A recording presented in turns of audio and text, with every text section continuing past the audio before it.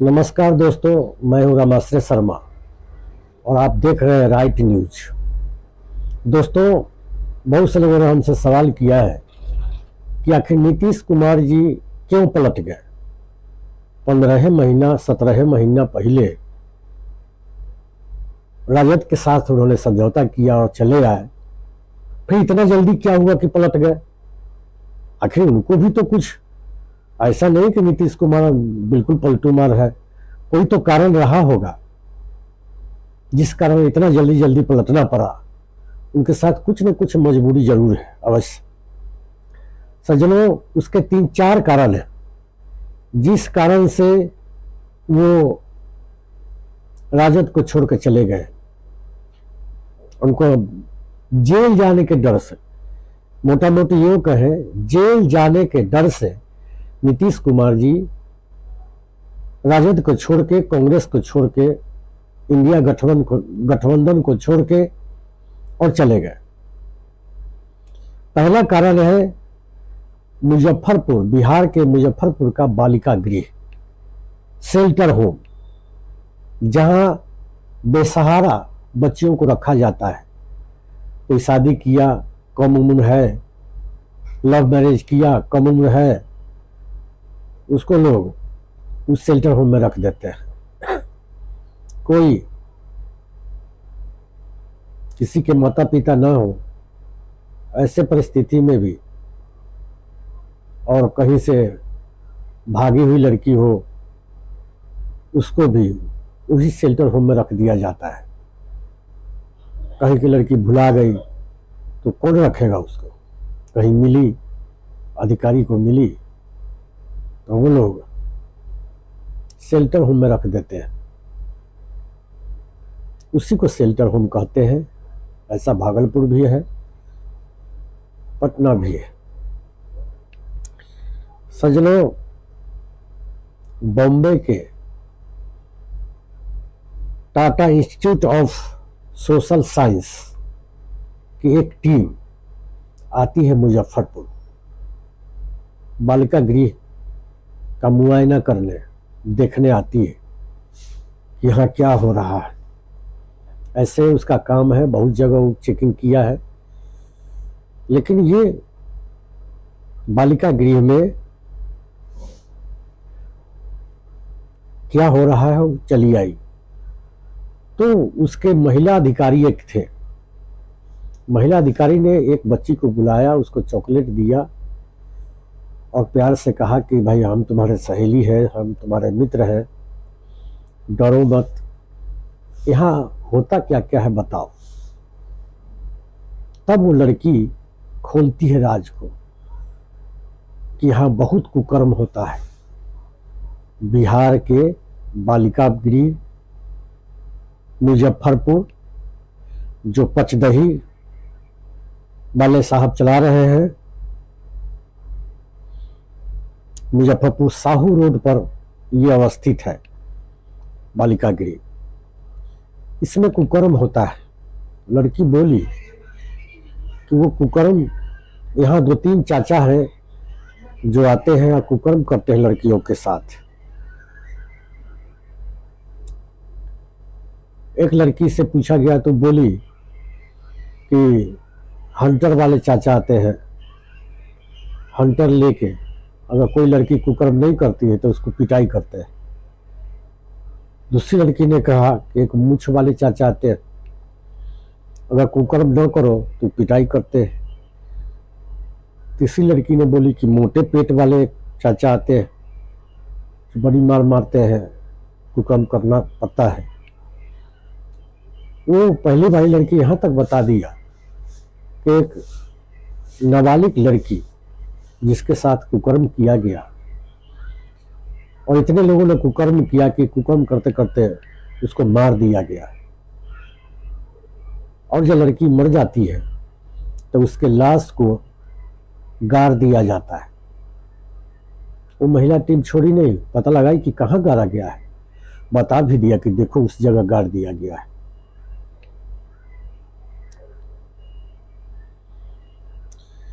ये महिला टीम जो आई थी,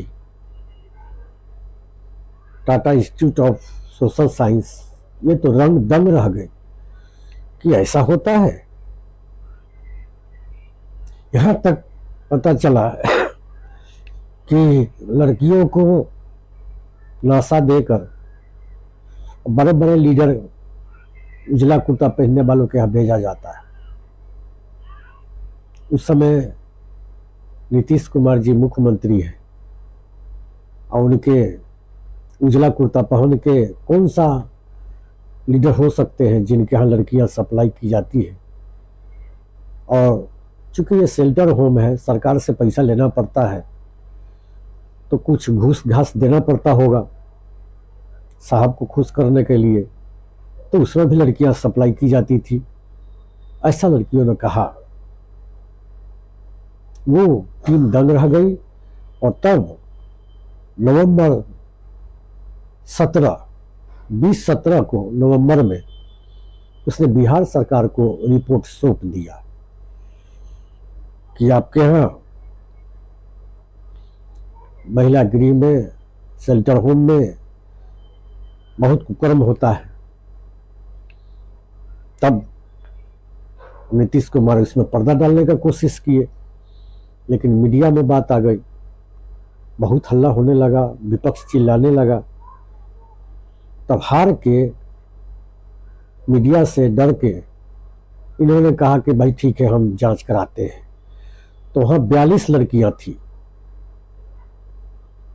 तो पटना पीएमसीएच लाया गया लड़कियों को और उसका मेडिकल जांच किया गया। मेडिकल जांच में पाई गई कि इसमें 34 लड़की,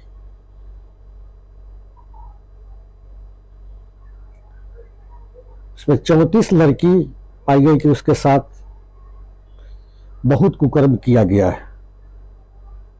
एक बार नहीं, कई एक बार।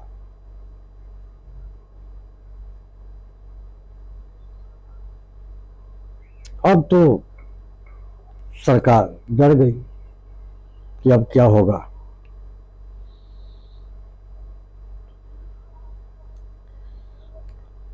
इस पर उस समय के जो सुप्रीम कोर्ट के जज थे, रंजन गोगोई साहब, उसने इस केस को ले गया वहां साकेत न्यायालय में और उसमें 19 लोगों में 18 लोगों को आजीवन कारावास कर दिए। रंजन गोगोई साहब सुप्रीम कोर्ट से 18 आदमी को आजीवन कारावास है। अब सोचिए, मोदी जी का जो नियम है, पहले क्या करते हैं, पहले जो गलती करता है ठेकेदार को उसको पकड़ते हैं, उसको जेल में डालते हैं, उसके बाद बड़े अफसर को डालते हैं, उसके बाद जो उससे कंसर्न मिनिस्टर होते हैं उनको डालते हैं और उसके बाद चीफ मिनिस्टर को भी अंदर करते हैं। तो नीतीश कुमार जी से कहा गया कि हम उखाड़ेंगे आपको केस को, और चूंकि आपके संरक्षण में ही हुआ है, धीरे धीरे आप पर आंच आने लगेगी और आप भी जेल चले जाएंगे इस केस में। सज्जनों, दूसरा केस है मेरिट घोटाला। शायद भारत में कम ही जगह ऐसा हुआ होगा। टीचर की बहाली मुखिया जी किए थे, मुखिया जी टीचर की बहाली किए, एक रजिस्टर बनाया उन्होंने, उस रजिस्टर पर मेरिट लिस्ट बनाया, पता नहीं रजिस्टर बदल दिया। जब रजिस्टर मांगा जाता है तो मुखिया जी रजिस्टर नहीं दे रहे हैं। ऐसा उन्होंने किया कि जो पैसा दिया उसको ऊपर करके उसको नौकरी दे दिया, मेरी लिस्ट गलत बना दिया, अधिक नंबर वाले का फोल्डर गायब कर दिया। आज भी जब आपने देखा होगा कि नीतीश कुमार इंडिया गठबंधन बनाए हुए थे तो फिर से उसको उखाड़ा गया। ये बहुत पुराना केस है। आज भी 94,000 फोल्डर टीचर का गायब है। मेरिट घोटाला है। जो तेज लड़के थे, जो ज़्यादा मार्क्स वाले थे, उनको नौकरी नहीं दिए और कम मार्क्स वाले को पैसा लेके नौकरी दिया गया है। उसमें नीतीश कुमार भी फंस सकते हैं। चूंकि लालू यादव जी का चारा घोटाला हुआ तो पहले जो भूसा चुराया वो जेल गया ठेकेदार, उसके बाद जो कलेक्टर थे श्याम बिहारी सिन्हा वो गए जेल, उसके बाद जो पशुपालन मंत्री थे भोलाराम वो गए जेल, और उसी केस में बाद में लालू प्रसाद भी जेल गए। ये नीतीश जी का ये फार्मूला है। तो मेरिट घोटाला में जब हरियाणा के भूतपूर्व मुख्यमंत्री देवीलाल नहीं बंसीलाल, जब मेरिट घोटाला में हरियाणा के भूतपूर्व मंत्री बंसीलाल जी जेल गए हुए हैं, उनको जेल दे दिया गया, तो क्या नीतीश कुमार को जेल नहीं होना चाहिए? 94,000 अभी भी फोल्डर गायब है। अभी भी पता नहीं है कि वो टीचर कैसे हैं, पढ़ा रहे हैं, तनख्वाह भी ले रहे हैं, सरकार का खजाना खाली कर रहे हैं। सज्जनों, इस केस में कुछ ही दिन पहले आपने पेपर में देखा होगा, कुछ ही दिन पहले पेपर में फिर से उखाड़ा गया उस केस को। नीतीश कुमार जी का कान खड़े हो गए कि भाई अब हमको पकड़ लेगा। इसके बाद एक और केस है मनोरमा देवी का, सृजन घोटाला 10,000 करोड़ का। ये बहुत बड़ा घोटाला है, पैसे का घोटाला है। सज्जनों, रेखा देवी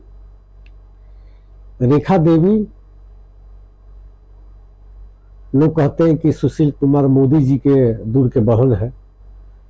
तो आप जानते हैं कि नेता लोग जब घूस लेता है तो अपने नहीं लेता है, उसके लोग होते हैं, नौकर चाकर, दूर के रिश्तेदार, यही तो करते हैं। उन्हीं के द्वारा ये लोग पैसा निकालता है, उन्हीं को लाखपति भी बना देता है और उसी पैसे से अपना काम करता है, अपना हाथ में तो कोई लेता नहीं। तो रेखा देवी ये बहुत ही गरीब महिला थी,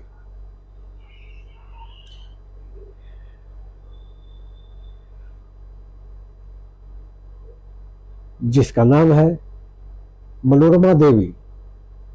उसके पति मर जाते हैं तो 2-3 औरत मिलके एक बैंक बनाई, कोऑपरेटिव बैंक। वो इतनी गरीब थी मनोरमा देवी कि सुनते हैं कि वो साइकिल पर, ठेला पर कपड़ा बेचती थी, लेकिन बैंक बनाई। और चूंकि बिहार में मंत्री उनके अपने लोग थे, घोटाला शुरू कर दिया गया। जिनको जो बड़ा कोसते हैं लालू यादव को, चारा घोटाला, चारा चोर कहते हैं, सुशील कुमार मोदी जी, उनके रिलेटिव बैंक का घोटाला कर दिया। होता क्या था कि यहां से सरकारी पैसा जाता था, बैंक ऑफ बड़ौदा, भागलपुर का ये बैंक था, Indian overseas bank, bank of Baroda. इसी के पैसा से सरकार इसी बैंक में पैसा भेजती थी और इस बैंक से पैसा मनोरमा देवी के बैंक में कर दिया जाता था। और मनोरमा देवी उस बैंक से सूद पर रुपया चलाती थी, बड़े बड़े कंपनी को, बड़े बड़े लोगों को रुपया चला के रुपया कमाती थी। और फिर जब समय आता था तो उसमें रुपया रख दिया जाता था, सूद ये कमाती थी, सरकार का रुपया ऐसे ही पड़ा हुआ है। अब ये सोचने की बात है कि इतना बड़ा रुपया वो कलेक्टर वहां कैसे दे दिया। जब तक कोई बड़ा आदमी, चीफ मिनिस्टर या उप मुख्यमंत्री इसमें नहीं होगा, इतना बड़ा गलत काम हो नहीं सकता है। लेकिन चूंकि ये सत्ता में है, इनकी तो आदत है दूसरे को कहने का चोर चोर, लेकिन अपने तो कर नहीं सकते। ये सत्ता में है, कलेक्टर साहब आंख मूंदे रहते हैं, इसका पैसा निकाल के कोऑपरेटिव बैंक के द्वारा मनोरमा देवी करोड़पति अरबपति हो गए। एक कलेक्टर साहब गए, जिनको पता नहीं था शायद, उन्होंने एक चेक भर दिया बैंक में, वो बाउंस कर गया।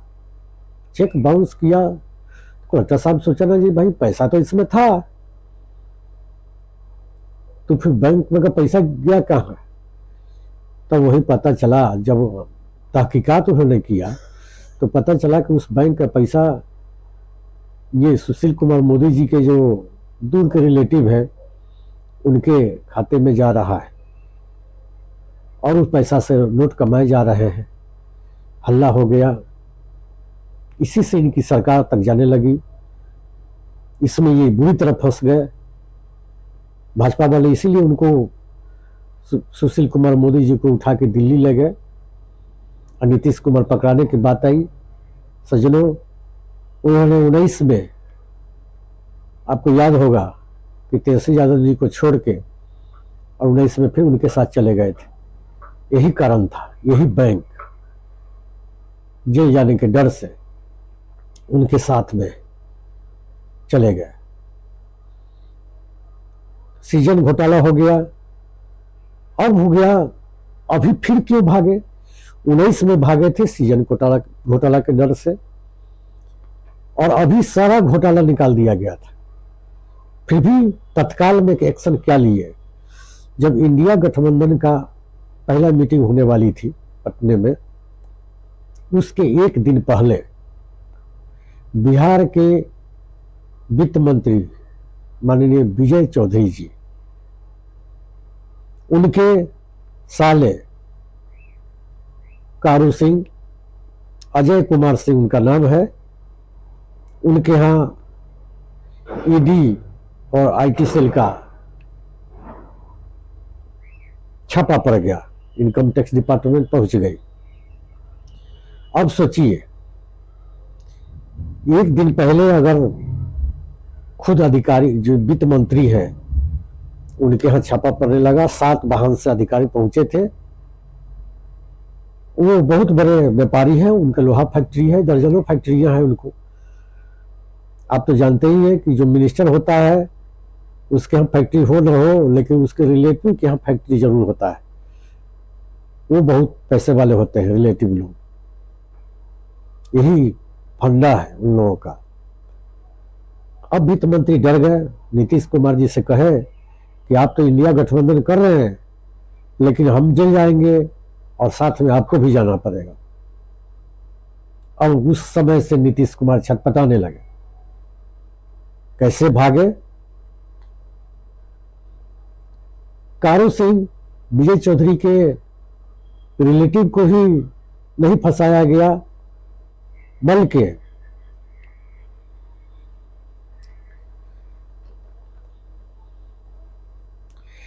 राधा चरण शाह जदयू के एमएलसी है, इंडिया गठबंधन से कैसे निकाले तोड़े, इसका ज्वलंत उदाहरण है कार्रवाई का।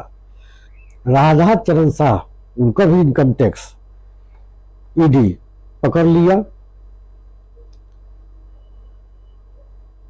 उनका फार्म हाउस पर रेड कर दिया। उनके बड़े बेटे कन्हैया लाल जी हैं, उनको बालू माफिया से मिले हुए हैं, उन्होंने टैक्स चोरी किया है। लोग यहां तक कहते हैं कि राधा चरण शाह जी जो एक समय मिठाई और जिलेबी बेचते थे और इतने पैसा वाले हो गए, बालू माफिया से मिलके सरकार से मिले हुए थे अंदर से, इनको जेल दे दिया गया, पकड़ लिया गया। जो नीतीश कुमार जी के करीबी है, उनके एमएलसी है। अब इंडिया गठबंधन में नीतीश कुमार सोचे कि अब इसके बाद हमको पकड़ाना पड़ेगा। ये बात छुपा कर रखी गई, चूंकि भाजपा को भी जवाब देना पड़ेगा। अगर पब्लिक जान गई, हर पब्लिक जान गई कि घोटाला में पकड़ना था नीतीश कुमार के, ये घोटालाबाज हैं, इतना गलती करते हैं, तैयो अपना सत्ता के लिए भाजपा वाले इनको बचाते चलते हैं, तो भाजपा का भी वोट बैंक घटेगा और नीतीश जी का भी घट जाएगा। इसीलिए इनके बात को छुपा के रखा जाता है। जैसे चिराग पासवान जी 6 कंपनी के मालिक हैं, वो चुनाव आयोग को लिख के दिए, बाकी कहीं चर्चा नहीं होती है। कोई नहीं बोल सकता 6 कंपनी के मालिक कैसे हो गए। अब तभी बच्चे हैं, शादी भी नहीं हुई है, तो उनके माँ के नाम पर कितना है, नानी के नाम पर कितना है, क्या है, कोई नहीं पकड़ सकता। उनके पार्टी तोड़ दिया गया, लेकिन उनको डर से बोलना नहीं है। ठीक उसी तरह से नीतीश कुमार जी का ये अंतिम थ्रेटनिंग था। मोदी जी ने साहब ने थ्रेटनिंग दिया कि अब आप ये मोदी जी का, कि पहले कारोबारी को पकड़ते हैं, उसी को सरकारी गवाह बना देते हैं, और वो जिसका नाम लेता है उसको जेल में। तो जब इनके एमएलसी जेल में है तो क्या ये नहीं जाएंगे? इनके वित्त मंत्री के सलाह जब जेल में हो सकते हैं, उन पर कार्रवाई हो सकती है, तो वित्त मंत्री नहीं धराएंगे। जब वित्त मंत्री धराएंगे तो नीतीश कुमार भी धराएंगे। यही कारण है कि बिना झगड़ा के, बिना बात के, सोच समझ के ना आए थे नीतीश कुमार जी, क्योंकि उनकी पार्टी को तोड़ रहे थे भाजपा वाले आरसीपी सिंह को खड़ा करा के, इन्हीं के जातीय आईएएस है उनको खड़ा करा के, और कोशिश किया था कि इनकी पार्टी को 2 फाड़ कर दिया जाए। जैसे चिराग पासवान के पार्टी को 2 फाड़ किया गया, ठीक उसी प्रकार इनके पार्टी को तोड़ा जाए या इनके आदमी को आगे बढ़ा दिया जाए। जो तोड़फाड़ करेंगे उनको इनाम में। इसलिए अपने पार्टी बचाने के लिए इधर भाग आए। लेकिन फिर इन पर जब ईडी सीबीआई जब चहेटा किया, तो ये घोटाला बचाने के लिए फिर से उधर चले गए। सज्जनों, आप लोग भी समझिए ये कौन सा कारण से भागते होंगे। आज तक के लिए इतना ही, तब तक के लिए नमस्कार।